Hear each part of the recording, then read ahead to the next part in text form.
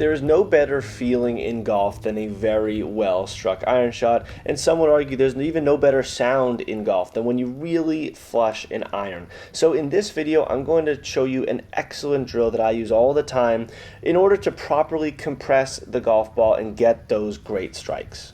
Now for this drill, I'm going to be teeing the ball up a little bit and using my 7-iron, and as you see here, the entire goal of this drill is to get an exaggerated feel of what you're going to be doing at impact and then starting your golf swing from there. So you can see here I'm in a little bit of an awkward position to start a swing, but I'm getting that feel of compression, and then from that motion I'm actually starting my swing and moving through the ball. So now you may be wondering, what are the real key elements that you're trying to feel out at this impact position? Well, there are 3 key elements. The number one thing that you want is you want to get those hands in front of the ball. That's going to lead to a downward impact positioning, and with irons we definitely want that downward strike hitting ball then turf in order to properly compress the ball. 2 other things that we're looking for: we want to get those hips cleared. So you can see that my belt turns a little bit towards that target line, and then the last thing is that chest, we also want that beginning to move towards that target line. Once you get comfortable in that position,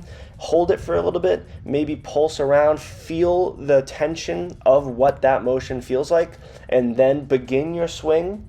And on your downswing, the number one focus should just be returning to that position. Now, a very common issue, as you can see here, is kind of hanging back, letting those wrists flip, but we want that weight forward. We want those hands to get out ahead of the club. Now, don't be too steep. This is certainly an exaggerated feel for the sake of the video and for the sake of this drill, so you don't want to be too steep, but get a nice, comfortable feeling of getting those hands ahead, feel a little bit of flexion in that front wrist, get those hips going, and then fire off the swing.